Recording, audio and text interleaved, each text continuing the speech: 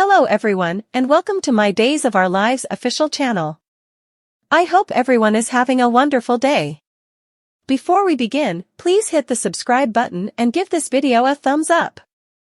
Steve presents Stephanie with evidence at a recovery installation. Brady and Teresa were pleased to visit Tate. Tate was aloof, and he soon began to argue with Brady and Teresa. Tate was relieved when Brady said that Holly was making progress, and he hoped that Holly would confirm that Tate had not supplied her with medicines on New Year's Eve. Brady and Teresa advised that Tate demanded to prepare for the possibility that Holly might not want to admit the verity for colorful reasons. An agitated Tate raised his voice when he claimed that he had not supplied Holly with medicines. Brady and Teresa tried to console Tate. When Teresa mentioned that Tate had an occasion to learn about dependence, Tate said brutally that he did not use medicines. "And just because you two ruined your life with them doesn't mean that you get to pass that guilt trip onto me," Tate said as he frowned. Tate ordered Brady and Teresa to leave, and he noted that he was not needed to allow callers. Brady contended with Tate not to end their visit on an angry note. Teresa said that she and Brady loved Tate. "That is your problem. I detest you both," Tate said coldly as he walked down. Latterly, Brady and Teresa stood in unbelief. At the Brady pub, Steve saluted Stephanie, who said that she had spent the former night trying to digest the news about Everett/Bobby Stein. Steve said that he would done some exploration, and he presented Stephanie with a published dupe of Bobby's motorist's license and print ID from Washington State. Steve stated that Everett and Bobby were the same person. Stephanie asked what Steve allowed. Had happened. Steve suspected that Everett/Bobby could have suffered neurological trauma from the accident, but he noted that he did not have access to medical records. Stephanie was frustrated to learn that records verified that Everett/Bobby had been married to Jada in King County, Washington, at the same time as the accident. Stephanie said that she demanded time to reuse effects, and she left after thanking Steve for his help. In Everett/Bobby's room at the Salem Inn, Everett/Bobby contended with Stephanie in a voice communication to call him, and he said that the notion that he was Bobby What's-His-Face was insolvable. An angry Jada appeared at the door. Jada burst into the room without authorization, and she demanded that Everett/Bobby concurrence to point identification to prove his identity. Everett/Bobby agreed. When the results yielded a match, Jada declared that Everett was Bobby. Jada called Everett/Bobby a muddy, two-faced bastard. He continued to contend that he'd no memory of Jada. She yelled at him to be a man and to enjoy up to what he would done. When Stephanie appeared, she apologized to Jada for not knowing that Everett/Bobby had been married when Stephanie had met him. Jada yelled that Everett/Bobby was a fabricator and a cheater. On her way out, Jada hovered that everyone would soon know about Everett/Bobby's taradiddle. Stephanie said that none of her history with Everett/Bobby had been real. Everett/Bobby continued to enunciate that he'd no memory of being married. Stephanie said that the accident had happened only after Everett/Bobby had been involved with both her and Jada. "So, the question is, are you a dirtbag or some kind of sociopath? Who the hell are you?" Stephanie yelled. Everett/Bobby said that he was neither a sociopath nor a fabricator. He added that he felt he was in an agony he could not wake up from. "And I just feel a little, Everett stammered before he collapsed onto the bottom. When Everett/Bobby awoke moments laterally, Stephanie asked if he'd been faking. She also said that she'd take him to the sanitarium. At the Salem police station, a frantic Ava told Rafe that Tripp and Wendy were missing and that Clyde was responsible. Rafe made a call, and he verified that Wendy had not shown up for work. Ava contended with Rafe to find Tripp. "Tell me what this has to do with Clyde Weston," Rafe said. Ava admitted that her slighting Harris at the police station weeks before had been an awkward incident.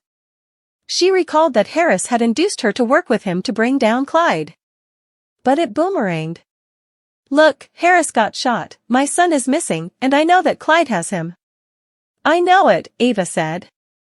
Ava telephoned Steve to partake the news about Tripp. When the call ended, Rafe summoned Officer Goldman into the room. Rafe told Goldman that Ava wanted to file a missing persons report on Tripp and Wendy.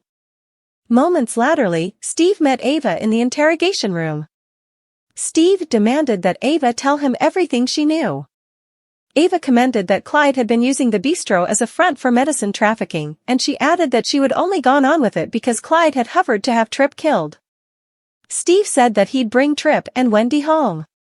Steve added that Ava would turn herself into the police and make a full concession about her involvement with Clyde once Tripp and Wendy were safe.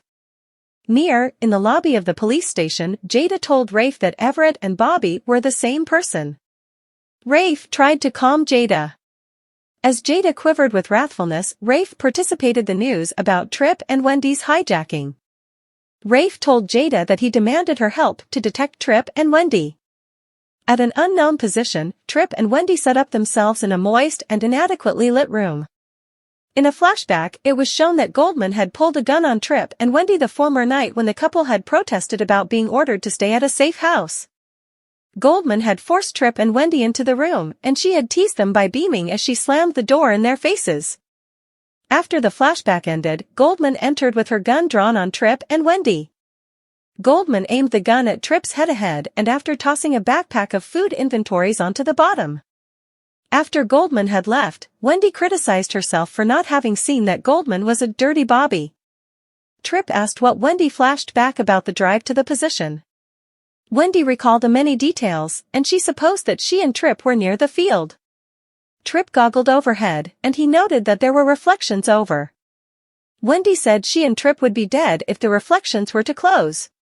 Tripp said that his and Wendy's convicts demanded them to stay alive. "Let's find a way to get the hell out of then," Wendy said. Diamonds from ashes, mysterious treasure set up. Days of Our Lives and updates tease occasionally there are diamonds set up from ashes, and at the Horton house, a mysterious treasure is set up. Julie and Doug Williams, Maggie Kyriakis and Chad DiMera will check out the house and check the damage. Days of Our Lives, a sad heap in a soap opera digest exercise. Susan Seaforth Hayes described what happened to the Horton house as it turning into a sad mound. She and many generations of Hortons had grown up in that house, and although it looks like Tom Horton's president survived, the settee did not. Days of Our Lives, diamonds from ashes, mysterious treasure found. Julie was particularly worried about the times of substantiated Christmas beautifiers conceivably being destroyed, not seeing how they could have survived the fire, understandably. The Horton Christmas tree trouncing had been a family tradition going back numerous times, with substantiated beautifiers going back to when Julie's mama, aunt and uncles were still living.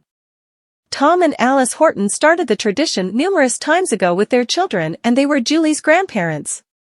DOL, supposedly the house is kindly structurally sound. Supposedly, the house is at least kindly structurally sound, as Chad's children will be there when John Black and Marlena Evans show up.